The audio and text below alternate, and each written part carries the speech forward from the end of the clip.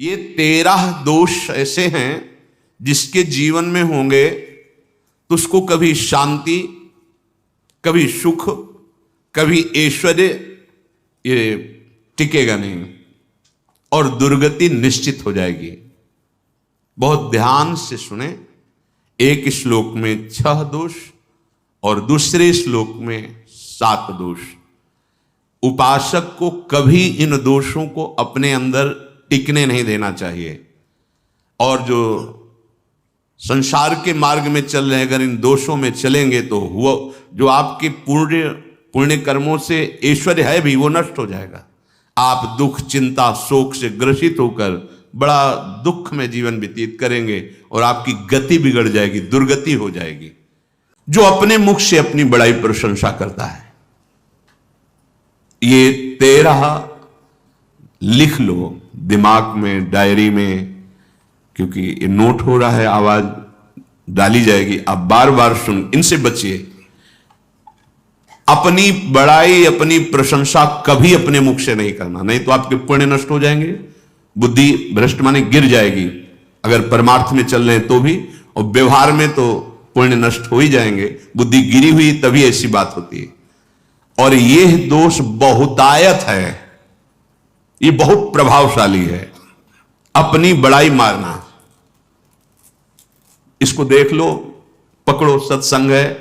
अगर कोई अपने मुख से अपनी बड़ाई करता है तो उसके सुकृत नष्ट हो जाते हैं, बुद्धि भ्रष्ट माने गिर जाती, पतित हो जाती है, फिर निर्णय ठीक नहीं। अगर हमारा सारथी, हमारा ड्राइवर मूढ़ हो तो कहीं भी हमको गिरा देगा, तो वो बुद्धि भ्रष्ट मतलब गिर जाती है, निर्णय करने लायक नहीं रहती। अपनी प्रशंसा अपने मुख से करना। दूसरा, लोलुपता, ये वृत्ति नहीं होनी चाहिए। धर्म से चलेंगे, धर्म के द्वारा जो हमें प्राप्त होगा उसी से हम अपना भरण पोषण करेंगे। आपके बच्चे स्वस्थ होंगे, बुद्धिमान होंगे, परिवार में बहुत सुख और शांति होगी। भले दीपक की तरह जलो, बहुत काल तक रहेगी। लक्ष्मी जी भी आपके घर में बहुत काल, हम ये नहीं कहते कि बहुत नहीं, जितनी है बहुत सुख शांति से चलोगे। अगर लोलुपता करोगे, हिंसा, छल कपट, व्यभिचार, चोरी, ऐसे धन आ जाए, वो आएगा, लेकिन वो हाइलोजन की तरह आएगा, एकदम प्रकाश और फ्यूज, बिल्कुल अंधकार करके जाएगा। देख लेना, तुम्हारे जो सुख के हेतु हैं, तुम्हारा शरीर, तुम्हारे बच्चे, तुम्हारी पत्नी, तुम्हारा परिवार, उसको देख के तुम रात दिन जलोगे बिना आग के। ऐसे उनके आचरण होंगे, ऐसे उनके अंग होंगे, ऐसे उनके दिमाग होंगे, ऐसा उनका व्यवहार होगा। ये लोलुपता अगर उपासक में या किसी में है तो उसको नष्ट कर देती है। सावधान। तीसरा, यदि आपका अपमान होता है तो आपको उसे सहन करना होगा, उससे आपके पाप नष्ट हो जाएंगे। जो तनिक सा भी अपमान होने पर बहुत क्रोध करके दूसरे का अपकार करने लगता है, ये आपका पतन करा देगा, ये आपको फंसा देगा, हृदय जलेगा, अर्थव्यवस्था नष्ट होगी, पूरा परिवार दुखी होगा। जरा उपासक में तो अपमान सहना अमृत है, नीचा अपमानम शुद्धा, पर व्यवहार में भी ज्यादा उत्तेजित मत होइएगा। ये तो कुछ मिनट की बात है।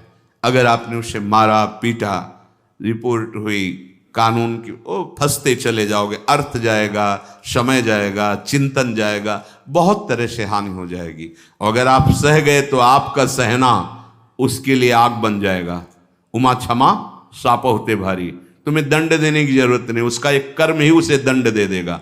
आप शांत हो जाइए, आप सत्संगी हैं, आप शांत रहिए।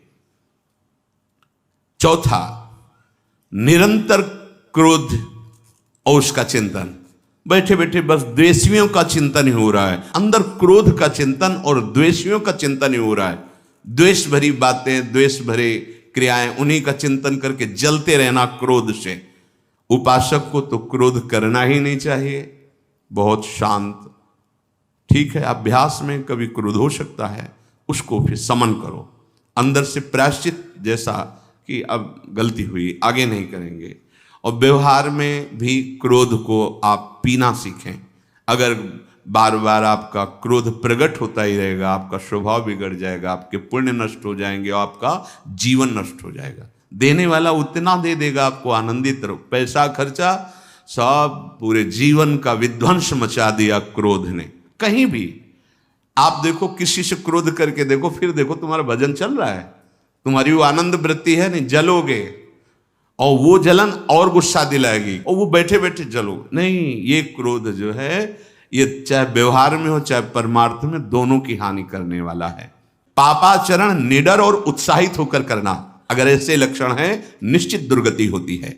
ये 6, अपनी बहुत बड़ाई करने वाला अपने मुख से, लोलुपता, तनिक से अपमान में सहन ना करने वाला, निरंतर क्रोधी और आश्रित जनों की रक्षा न करने वाला, और निडर हर्षित होकर पाप कर्म करने वाला। दूसरे श्लोक में 7 है, 6 7।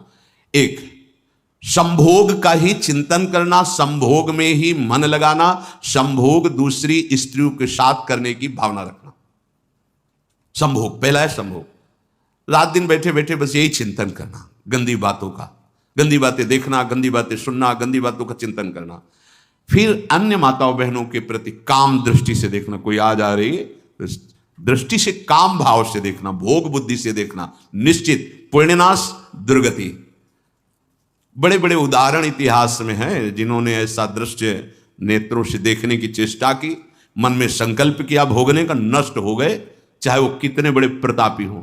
ठीक है, धर्मयुक्त काम भगवान ने आदेश किया है, आपका पाणिक ग्रहण संस्कार हो गया है, संतानोत्पत्ति की भावना से कुछ पवित्र तिथियों का त्याग करते हुए चर्चा में हुई है।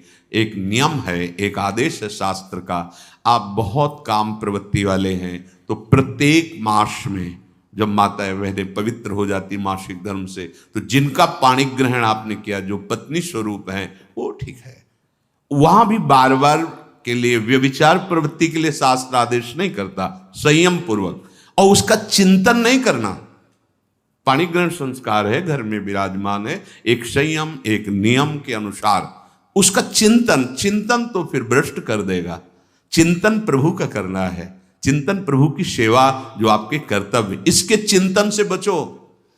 घातक है, बहुत बड़ा जहर है, अगर विषय चिंतन होने लगा तो मरोगे, जिंदा जलोगे, दुर्गति भी होगी।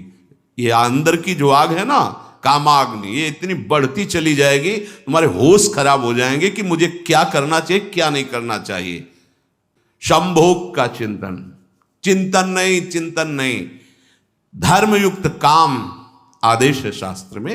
यदि आप प्रवृत्ति मार्ग में हैं तो अपनी पत्नी को जो पाणिक ग्रहण स्वीकार किया है, वहां भी पवित्र तिथियों का त्याग करते हुए, एकादशी है, रामनवमी है, नव दुर्गा है, जन्माष्टमी है, राधाष्टमी, जो पवित्र तिथियों का त्याग करते हुए और ऐसे जो मर्यादाएं हैं उसके अनुसार, और कहीं पराई स्त्री के साथ संभोग की बात, निश्चित निश्चित दुर्गति पक्की है। ऐसे ही माताओं के लिए है, स्त्री शरीर के लिए है। यदि वो ऐसी गलत चेष्टा, तो पतिवंचक परपति रति करही, रौरव नरक कल्प सत परही। ये भोग चिंतन से बचने की चेष्टा कीजिए तो क्रिया से अपने आप बच जाएंगे। क्रिया के पहले चिंतन होता है, चिंतन से ही क्रिया का आवेश आता है। चिंतन संभालिए, इसी से भगवत प्राप्ति होती है, चिंतन से, और इसी से दुर्गति भी होती है। अनन्यस चिंतयन्तु माम, भगवान चिंतन कह रहे मेरा करो, कर्तव्य कर्म मेरे को समर्पित करो। अब जब चिंतन संभोग का होगा तो बुद्धि भ्रष्ट हो जाएगी। दूसरा, विषमता रखने वाला, सबके साथ बर्ताव ऐसा कि मैं बहुत श्रेष्ठ हूं और दूसरे सब नहीं, ऐसा व्यवहार नहीं। सब भगवत स्वरूप हैं, समान व्यवहार। जैसे आपके भोजन है तो जो आप पा रहे हो वही सबको दीजिए, बैठने की व्यवस्था, उठने की व्यवस्था, क्रम बाय क्रम, पर उसको भी नीच भाव से मत देखिए। उस कोटि का उसको प्यार दीजिए, दुलार दीजिए, सम्मान दीजिए। इतनी विषमता न फैलाते रहें अपने जीवन में कि आप सबके निंदा के पात्र बन जाए। विषमता नहीं, सबको प्यार। तीसरी बात, अत्यंत मानी होना, जहां आपके प्राण कमजोर होंगे, पुण्य नष्ट होगा, आयुश्री सब नष्ट होना है, ऐसे आचरण करवाएगा गुरुजनों के साथ, महापुरुषों के साथ। ये बहुत नीच प्रवृत्ति है। अत्यंत मान प्रियता, मुझे सम्मान मिले, उत्तम प्रवृत्ति है सबको मान देना, स्वयं अमानी रहना। चौथा, दान देने की बात कह के मुकर जाना या दान देकर पश्चाताप करना। दे दिया है, बहुत जल रहे हो, दूसरे से वार्ता कर रहे हो कि पता नहीं क्या यार बुद्धि में हो गया, हमने उसको इतना कहा था, उतना दे दिया, क्यों दे दिया, ऐसा ऐसा, मतलब अंदर चिंतन करना, क्यों दे दिया तो दिया। इसके बाद जो आपका ये जलन हो रही, पश्चाताप, सुकृत नष्ट हो रहे हैं। दान देकर पश्चाताप करना या दान देने की बात कह के मुकर जाना। जैसे आपने कह दिया आपको इतना इतना ऐसा, अब आप मुकर गए, ब्याज सहित तुम्हें देना होगा। पांचवा, अत्यंत कृपण होना, ना परिवार को सुखी कर पा रहा, ना अपने को सुखी कर पा रहा है, एक एक सिक्का बैंक में जो मर गया। धन की वास्तविक गति यही है कि अपने परिवार को खूब उसकी अनुकूलता प्रदान करो, उसमें से कुछ हिस्सा किसी ऐसे को जिससे तुम्हें बदले में कुछ लेने की भावना ना हो।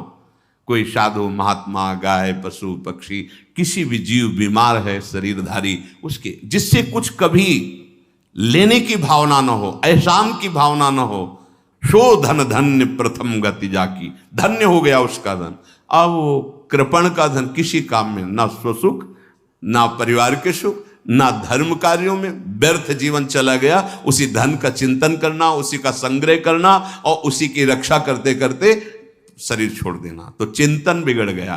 तो कह रहे हैं जो कृपणता है और अर्थ और काम की प्रशंसा, उसी की चर्चा, उसी का चिंतन, रुपया और भोग, उसी की चर्चा कर, जहां बैठे रुपया की चर्चा, भोग की चर्चा, जहां एकांत में बैठे उसी का चिंतन, कैसे रुपया बढ़े, कैसे भोग मिले। और अगर अवसर मिला तो रुपया अधर्म से आवे चाहे धर्म से, उसको इसकी कोई परवाह नहीं। भोग चाहे धर्म से हो चाहे अधर्म से, जिसका अर्थ और काम भोग ही चिंतन है वो धर्म नहीं। जिसका धर्म चिंतन का विषय है तो अर्थ और काम भी ऐसा होगा जो मोक्ष प्रदान करने वाला हो। धर्म, अर्थ, काम, मोक्ष। और जो बालक, स्त्री, पागल, असहाय, जो इनकी रक्षा न करके इनकी हानि करता है, दुर्गति निश्चित है। माना आपकी पत्नी है, उसका स्वभाव बिगड़ा हुआ है, क्रोधी है, कटु वचन बोल, लेकिन आपके ही प्रारब्ध के लिए, माना आपका पति ऐसा स्वभाव वाला है, पर आपके ही प्रारब्ध से तो संयोग बना है आकर, अब इसका निर्वाह कर ले जाओ तो पवित्र हो जाओगे दोनों। और अगर झगड़ा और लड़ाई और मारपीट और कहीं हिंसादि के रूप में उतर गए तो फिर और करनी बिगड़ गई। बालक है, आप उसको ज्ञान नहीं कि आप पवित्र है, कि आप पवित्र है, उसको ज्ञान नहीं कि आप उसके साथ व्यवहार अच्छा कर रहे हैं कि बुरा कर रहे हैं। रक्षा करनी है आपको, शोषण नहीं करना। कह रहे हैं स्त्री, बालक और पागल, जैसे विक्षिप्त है, पागल है, आपको रक्षा करनी है। बन जाए तो उसको भोजन, ऐसा नहीं कि ईंट मारो, उसको अपमानित करो, उसकी बुद्धि खराब है, प्रारब्धवशात खराब हो गई है। तो शास्त्र आज्ञा करता है स्त्री, बालक, जैसे पागल, विक्षिप्त आदि हैं, असहाय है, असमर्थ है, बूढ़ा है, वो आप सेवा भी करो तो वो गाली दे सकते हैं, उनकी बुद्धि बिगड़ गई। आपको उनको दंड नहीं देना, मारना नहीं है आपको। मान लो आपके बड़े बूढ़े बुजुर्ग जन हैं, आप सेवा भी कर रहे हो तो आपको कटु वचन बोल सकते हैं, आपकी निंदा कर सकते हैं, लेकिन आपको उनके साथ व्यवहार सद करना है। अगर आपने इन दोषों को स्वीकार किया तो निश्चित आपकी दुर्गति होगी, न इस लोक में आपको शांति मिलेगी न परलोक में। इसलिए इन दोषों को बार बार सुन करके और हृदय में जांचो कि कहीं है तो नहीं, अगर है तो सत्संग, भजन बल, भगवत प्रार्थना के बल से इन दोषों का त्याग कर दो, जीवन मंगलमय हो।